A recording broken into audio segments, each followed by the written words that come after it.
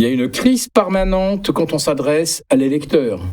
Le déficit des retraites, le déséquilibre des retraites, c'est intenable. Le trou de la Sécu, quelle horreur! Et puis, quand on a besoin de 70 milliards pour l'Ukraine, là, par contre, l'argent, d'un seul coup, l'argent magique surgit à 36 milliards de plus pour la défense nationale. Là, oui, là, on a l'argent, là, forcément. C'est l'heure de l'interview écho et ce matin, nous recevons Philippe Béchade. Bonjour. Bonjour et merci de m'accueillir. On rappelle que vous êtes rédacteur en chef des publications en Agora. On va passer en revue plusieurs thèmes d'actualité et commencer par la plus brûlante, celle d'hier soir, la publication des minutes de la Fed. C'était les premières de l'ère Kevin Warsh. Et le principal enseignement, c'est que les membres de la Réserve fédérale ont failli opter pour une position hawkish sur les taux, c'est-à-dire un relèvement immédiat. Mais au final, ce sont les tenants, on le disait, du statu quo qui l'ont emporté. Alors, Philippe, ces divergences au sein de l'institution sont-elles étonnantes ? Pas du tout. Le maintien du statu quo a été d'ailleurs bien motivé. C'était évidemment difficilement envisageable de le faire dès la première conférence de presse du nouveau patron de la Fed.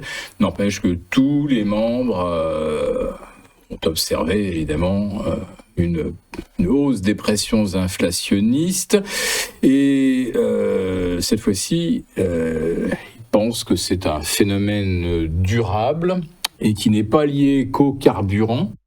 On a vu dans une enquête publiée hier que les contribuables américains voient l'inflation se maintenir au-delà de 3,5, voire 3,7, et que le facteur carburant n'est qu'une petite partie. Les autres prix progressent, le prix des services progresse, et on voit également que le prix des produits électroniques progresse également. Apple est confronté par exemple à une explosion du coût des mémoires. Alors on a eu les résultats de Samsung qui se gave, qui prend 85% de marge, qui a doublé sa marge, donc on en profite. Mais il y a un moment où toutes ces hausses de prix, plus le prix des aliments, tout ça va effectivement entretenir un contexte inflationniste durable. Et s'en inquiéter, pardon de vous interrompre, mais justement, doit-on s'en inquiéter, en tout cas pour les membres de la Fed ? Les membres de la Fed, en tout cas Kevin Warsh a réaffirmé qu'une démission de la Fed, c'était de maintenir la stabilité monétaire.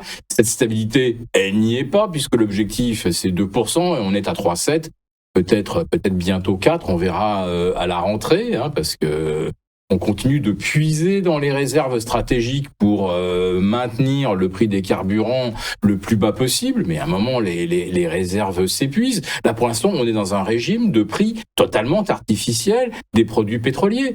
S'il n'y avait pas la libération des réserves, on serait au-delà peut-être de 2,40, 2,50 sur le litre de carburant, et on serait bien au-delà des 5 dollars le gallon aux États-Unis. Il faut avoir conscience qu'aujourd'hui, le prix du pétrole, il n'est pas livré aux règles de l'offre et de la demande. Il y a une offre supplémentaire procurée par l'État. Alors maintenant, ce qui pourrait retenir éventuellement la Fed de monter les taux, c'est de constater que le marché du travail se dégrade. C'est pas du tout ce que nous disent les derniers chiffres. Alors, le marché est résilient, le marché du travail aux États-Unis. Il est résilient. Alors, il est pas brillant, ça c'est clair, puisque en fait depuis le début de l'année, je crois qu'en création d'emplois nets dans le secteur privé, on doit être à 61 000. C'est très faible. C'est très très faible. Les emplois additionnels, c'est les emplois fédéraux. Mais quand on a un taux de chômage de 4,2, on peut évidemment pas dire que on doit intervenir en urgence pour empêcher le chômage de grimper. On est à l'archi plein emploi si on s'en tient aux chiffres bruts. Maintenant, en réel, les États-Unis perdent beaucoup d'emplois à plein temps, compensés par des emplois à mi-temps. Mais pour la statistique officielle, un contrat pour 2 heures chaque matin dans un petit café qui sert des breakfasts ou un emploi à plein temps, c'est un emploi. C'est pareil. Donc, effectivement, il y a une dégradation structurelle, mais en brut, l'économie américaine continue de produire des emplois. On verra bien après l'arrêt de la Coupe du Monde si tous les emplois loisirs, restauration sont maintenus ou pas. Là, on aura peut-être une surprise à la rentrée. Philippe, on va passer à la géopolitique et au conflit au Moyen-Orient. Escalade verbale et sur le terrain, le cessez-le-feu n'en a plus que le nom. Alors à quoi jouent Washington et Téhéran actuellement ? Là, j'ai l'impression que c'est surtout Téhéran qui joue quand même. Parce que plus la situation est chaotique, plus ils pensent pouvoir obtenir des concessions de la part des États-Unis. On en revient à ce que je disais, à savoir que les États-Unis continuent de puiser dans leurs réserves stratégiques pour faire en sorte que le baril, que le gallon d'essence ne s'envole pas et que les midterms soient un fiasco total pour Donald Trump. Et les Iraniens doivent se dire, Trump, il va certainement être obligé de faire quelque chose parce que lui, il sait que c'est pas tenable, évidemment. Maintenant, le problème, c'est que les choses peuvent vraiment déraper. Et il y a la doctrine iranienne, vous nous touchez maintenant un objectif, nous on riposte d'un facteur x2. Avant c'était 1 pour 1. Vous avez touché une raffinerie, on va aller en taper une en Irak ou au Koweït. Là maintenant, c'est si vous nous touchez, nous on riposte du double. Bon, à ce régime-là, il se pourrait que dans les monarchies du Golfe, on s'inquiète un peu et qu'effectivement, on fasse pression sur Donald Trump pour que finalement, il accorde ce qu'il semblait avoir convenu à Versailles, c'est-à-dire les Iraniens, oui, c'est d'accord, tout ce que vous voulez, vous récupérez vos avoirs gelés, ok, vous voulez produire des missiles, voilà, c'est continuer, d'ailleurs. Trump avait dit, vu que les voisins, ils ont des missiles, pourquoi est-ce que les Iraniens n'en auraient pas ? Mais Trump change de discours à tout moment, d'un jour à l'autre. Mais alors justement, le moindre soubresaut diplomatique est retenti sur les marchés. Il l'interprète de manière toujours parfois très très exagérée. Alors, est-ce qu'on peut dire que les marchés surréagissent ? Alors ils réagissent pas du tout de façon exagérée quand les choses se dégradent. On recule, mais on va dire vraiment en freinant des pieds. Quand le baril repasse de 70 à 80 $, les marchés ne repèrent pas les 4-5% qu'ils ont gagnés quand le baril était passé de 80 à 70. Et quel est le raisonnement du marché ? Là, c'est un peu le chaos. Ça affiche un peu la trouille. Mais Trump, il va certainement nous faire une déclaration comme quoi les négociations vont reprendre, on va tous redevenir raisonnables les uns les autres. La veille, il disait que les gardiens de la Révolution étaient complètement fous, que c'est des voyous, des psychopathes. Et demain, il dira que ce sont des gens vraiment très intelligents et que on va certainement conclure un très bon accord. Et les marchés, pourquoi ils baissent pas ? Parce qu'ils ne baissent pas. C'est pas une baisse, perdre 2%. Ce sont effectivement des plus hauts historiques, là, on le voit. Voilà, on est encore tout près des plus hauts. Le DAX est encore tout près des 25 000. Les marchés veulent pas baisser. Les marchés espèrent toujours que Trump va dire un truc qui va permettre aux vendeurs à découvert sur le pétrole de faire un nouveau très bon coup. Mais est-ce que c'est pas justement c'est comme ça que ça marche. Ce discours schizophrénique de Donald Trump, il se répercute justement sur les marchés qui ont des réactions, schizophréniques avec des fortes baisses tout d'un coup, mais en même temps des plus hauts historiques qui sont atteints. Il n'y a pas de forte baisse, jamais. Il n'y a jamais eu de forte baisse depuis le 28 février dernier. Au contraire, les marchés montent tout le temps. Parce que Trump ment tout le temps. Il va y avoir la paix, on va rouvrir Hormuz. Et là, on est à 130 jours du début du conflit. Le détroit est complètement fermé. Mais demain, Trump va dire « Oui, mais on va négocier, ça va rouvrir ». Ça va recommencer, les marchés vont dire youpi, ça y est, on est sauvé. 40 mensonges, c'est 20% de hausse. C'est à peu près 0,5% par mensonge. Pourquoi il arrêterait de mentir, puisque ça marche ? alors que le détroit est fermé, qu'il n'y a toujours pas de pétrole, pas d'engrais, pas de nafta, etc. Et il n'y a pas que le pétrole qui va manquer. Mais le marché, lui, il se positionne pour la prochaine déclaration de Trump, dont on sait que ça va être c'est bon, on sera assis à la table des négociations, et on va trouver un accord. Ça ne se produit jamais, mais les marchés ne jouent que la hausse, jamais la baisse. Ils ne baissent jamais, ces marchés, jusqu'au jour où ils baisseront.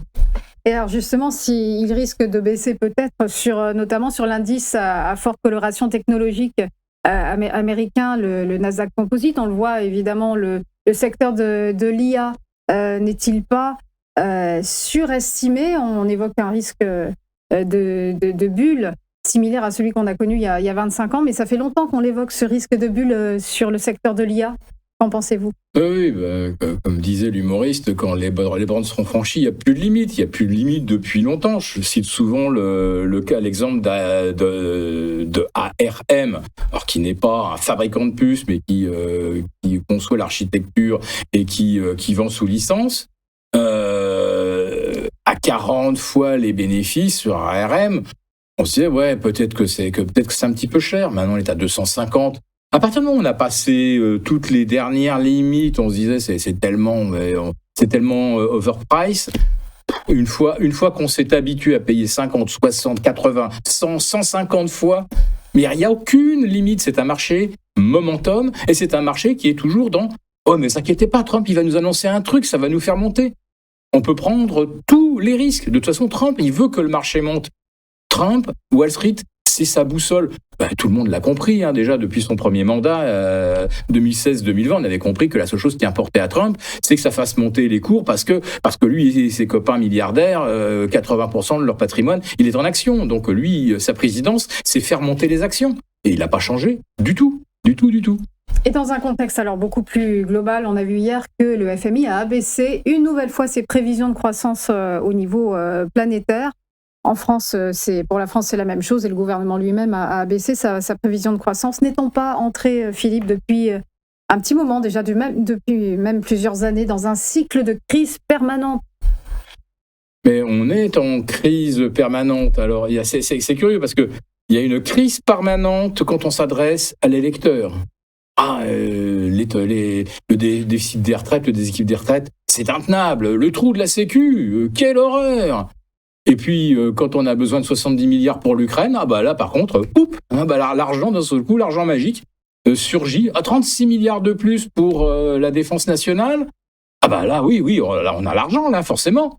On n'aurait pas 300 millions pour équiper les CHU de climatisation, mais s'il faut 36 milliards pour acheter des chars, on les trouve tout de suite. Là aussi, on est dans une schizophrénie permanente. Évidemment que le niveau d'endettement de la France démontre un état de crise. Mais la France, elle fonctionne comme ça. Et nos créanciers continuent de nous financer parce que chaque fois qu'il y a une discussion budgétaire, vous avez à peu près 1000 amendements, j'exagère pas, 1000 amendements pour aller ponctionner de l'argent dans la poche du contribuable, de l'épargnant, du retraité, de l'entreprise. Le créancier lui dit, moi, tout ce qui compte, moi, c'est qu'on me rembourse. Après, si le pays est en quasi-faillite, qu'ils ont plus de services publics, que c'est la gabegie totale, moi, je m'en fiche. Moi, ce qui compte, c'est qu'on me paye à la fin du mois. Et on a un outil de prélèvement qui est tellement efficace qu'on peut être dans la panade la plus totale en termes de croissance, de fonctionnement de l'hôpital et tout. Le créancier, il n'est pas inquiet. Par contre, le jour où les gens descendent dans la rue avec des fourches, là, évidemment, le créancier commencera à avoir un petit peu peur. Mais il a vu le gouvernement éborgner les manifestants et manifestement, ça les a calmés. Le comité d'alerte, un comité d'alerte des finances publiques, dernière question, s'est tenu ce mardi à Bercy, justement, concernant notre dette, 117% de notre PIB, on le rappelle, une charge de la dette qui s'alourdit avec la hausse des taux d'emprunt, finalement une situation explosive. Comment les candidats à cette présidentielle qui s'annonce hors norme vont-ils aborder la situation? Comment faire des promesses au peuple français alors qu'on ne peut pas faire grand-chose finalement. Alors si on peut faire des choses, il y a 1200 agences d'État dont on peut dire que 90% ne produisent aucune richesse. On contrôle même pas la façon dont elles dépensent l'argent. C'est des centaines de milliards sur une mandature présidentielle qui partent, moi je dirais, dans le sable. Ah, on a les moyens d'entretenir des agences, des hauts commissariats, des comités Théodule, machin. Quand on nous crée un comité canicule, sécheresse, tout ce que vous voulez, avec des gens qui reçoivent un salaire avec 5 zéros. Ah, la situation est quand même exceptionnelle. Si vous parlez précisément de la sécheresse. Non, mais la sécheresse, tous les ans en Andalousie, en Crète, au Maroc, il y a de la sécheresse. Comment ces pays ont-ils fait pour survivre ? Et encore, il fait plus chaud en Andalousie qu'en France, quand même, et depuis des siècles. Bon, voilà, mais nous, on est des petites choses fragiles, on est incapables de s'adapter, bien sûr. La seule chose qu'on sait faire, c'est que si la température monte, on taxe les méchants pollueurs. Alors que vous avez une consommation de carbone en Inde et en Chine qui est 100 fois celle de la France, mais c'est nous qui continuons de nous couvrir de cendres, de nous imposer des restrictions et surtout des pénalités, parce que c'est nous, en France évidemment, qui réchauffons le climat planétaire, c'est une évidence. On a l'énergie la plus décarbonée, mais c'est comme... Voilà. La Chine, alors, elle a un mix, et elle est en train de réduire plus ou moins ses émissions carbone. Mais là, la Chine, on lui doit beaucoup depuis le 28 février dernier, parce qu'elle a quasiment suspendu ses importations de pétrole. Ce qui, effectivement, a bien soulagé quand même le marché. Qu'est-ce qu'a fait la Chine ? Elle a remplacé le pétrole par le charbon, Ils ont poussé un petit peu plus les centrales nucléaires, ils ont l'éolien, etc. Enfin, la Chine, évidemment, pendant l'épisode de guerre, important moins de pétrole, ils ont utilisé le substitut charbon. Voilà. Mais c'est nous, les Français, qui devons nous imposer les restrictions les plus sévères, évidemment. Et il faut, je le répète, taxer tous ceux qui polluent, c'est-à-dire notamment les entreprises, parce qu'une entreprise, ça émet du carbone, voilà. On a déjà 70 000 entreprises qui font faillite par an. Avec des bonnes taxes, on devrait être capable de doubler ce total. Merci Philippe Béchade pour votre point de vue très tranché ce matin. Merci à vous. On rappelle que vous êtes le rédacteur en chef des publications Agora. À suivre un rapide point bourse. À tout de suite.